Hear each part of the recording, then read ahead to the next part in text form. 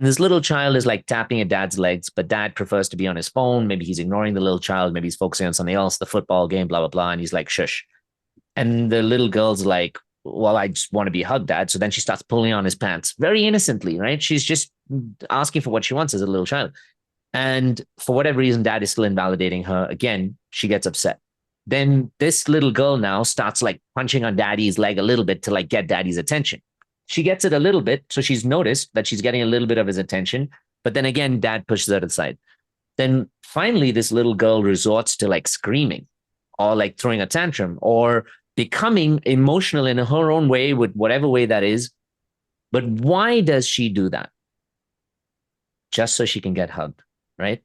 How many 3-year-olds have you seen who can articulate the fact that they need to be loved? None. All of us as adults also can't fucking articulate what we want because we're just wounded 3-year-olds inside craving to be loved. So in the moment that you're feeling abandoned, can any of you tell me you can sit down and write down in a proper articulate form, this is exactly what I want. These are my needs. And I know it seems like I'm reacting, but it's not happening that way. No, you're fucking screaming. You're crying. You're afraid. You're anxious because you're just a 3-year-old who's feeling abandoned inside. So what helps her feel not abandoned is when the father figure picks her up and holds her. But can we go back realistically and say, oi, dad, you didn't fucking pick me up when I was 3 years old. A, can we go back and do that again? Or B, can you lift me up right now and hug me and hold me and love me the way I wanted? Two things are going to happen. One, your dad's going to be like, well, there's no way I can do it. He's still emotionally like withdrawn and blah, blah, blah. Or he hasn't changed. Or maybe he does love you. But that time of that influence there has gone. And he may not be able to do it. So this is where the next component comes in, which is the concept of reparenting.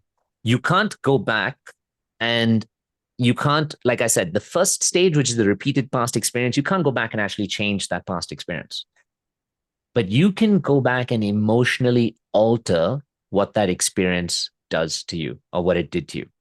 Reparenting is the act of meeting the needs you always had, but that were never met. Meeting the needs you always had, but that were never met. We're wanting this love from a partner. We're wanting this connection from, this partner or this person. And we think that what we're wanting from them is for them to love us. And so we get louder and louder and louder until they do it. And we're thinking at that point that I want them to make me feel safe. I want them to just hear me. Whereas the truth is basically way down the line, we just want to be seen. We just want to be noticed and loved just as we are. We just want to be validated. And so when we start to recognize what our real needs are, and through this process of reparenting, which is where you go into the subconscious mind, it mostly happens in meditation. It happens in two ways. It happens when you meditate, you slow down the subconscious mind, where you slow down and then you can see yourself as a little child and you become that loving caregiver that meets that little child's needs. It does something so incredible to the body. They've actually studied people who go through these type of meditations. When they come out on the other end, they've reported that the feelings they had before are entirely opposite of the feelings they have after. It feels so much safer. They feel so much more grounded. They feel so much more regulated. I'll give you a really good example, right? For me, this used to happen a lot.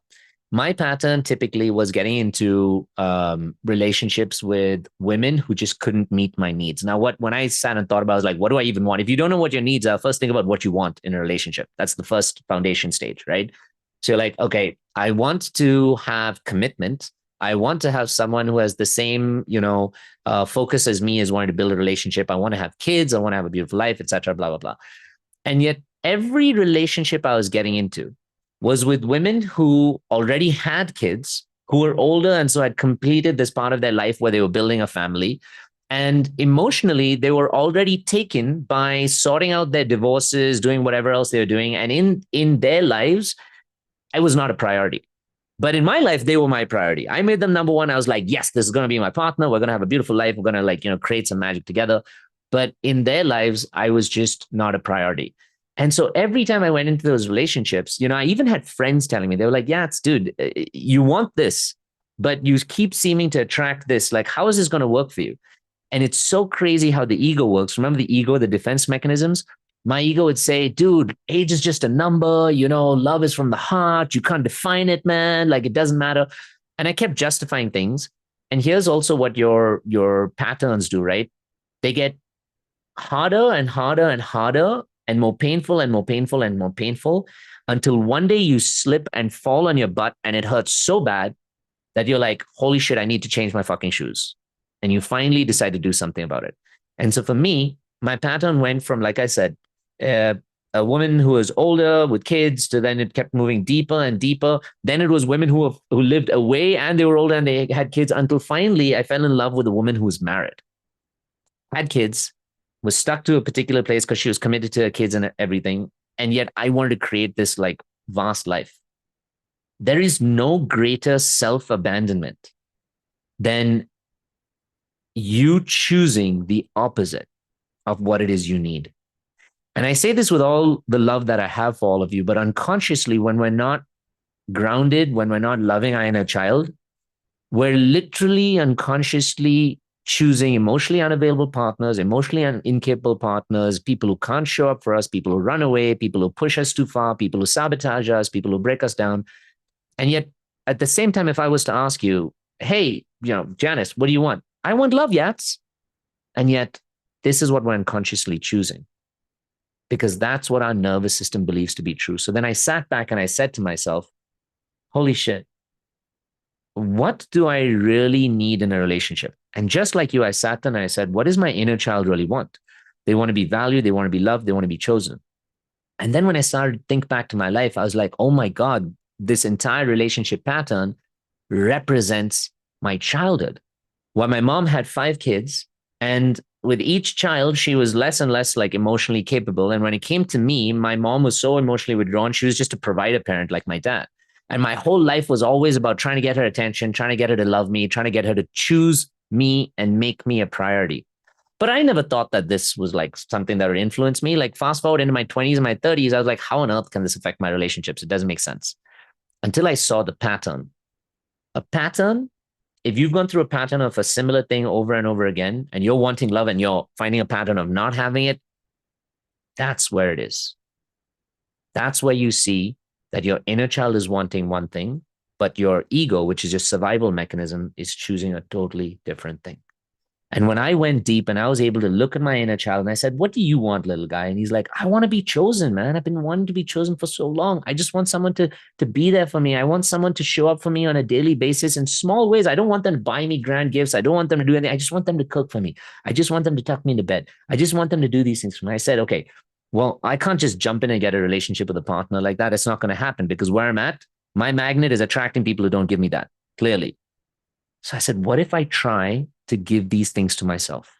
And that's how I got into reparenting. And I studied it so deep. And I went into like, looking at the inner child, and I went into like holding space for them, loving them every day, doing just a little bit more for them, for like seeing what is it that they needed and finding a way to give it to them. For example, my inner child wanted my whole life to have someone prepare a meal just for him. Because as the youngest of 5, I just got what was there. I never got a chance to choose. Whatever's there, you eat it. You don't ask questions. So when I started saying, okay, I'm going to buy good groceries, I'm going to buy all of these ingredients. And before I even cook dinner, I'm going to close my eyes.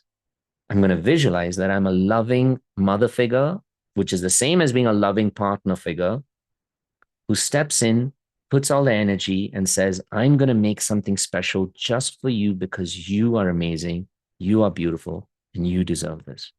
And I start doing it, and then I start enjoying it. And I started that the first time I did it, it felt like I was faking it till I make it.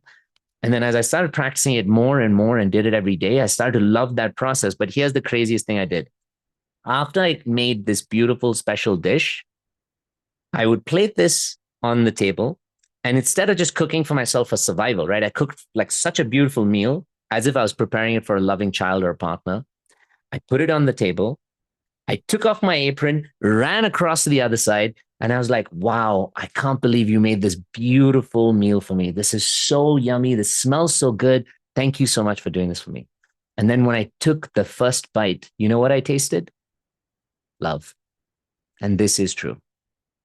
And then I took the next and the next, and I was filling myself up with the love that I was craving so badly from everyone around me and never getting it. And that's what I want to teach you guys to do. Are you hurting from shame, loneliness, toxic relationships? Do you want to break that pattern and create a beautiful, loving life for yourself? Well, my name is Yats, and I'm an inner work and relationship guru. And I have helped thousands of women and men from all around the world learn to become their best selves and have the lives that they truly want and desire. This channel was designed for you to be able to heal those old wounds, be able to become and elevate your best self, and to you to love your life really that you have right now. And I offer an 8-week program called The Gauntlet, which takes you on this amazing journey of healing those wounds. And I also offer in-person live retreats all around the world where you can access that same level of healing and empowerment. I want you to do something for you today. I want you to watch some of these videos. And if these videos hit close to home, they resonate with you and they're giving you some inspiration, then I want you to subscribe and share it with somebody else who needs it. These videos aren't just for someone to consume. They're meant to inspire people to take action. And if you want to take action in your own life, jump in the comments, watch the videos, send me a DM at The Inner Yats on Instagram, and I'll see you in the next video.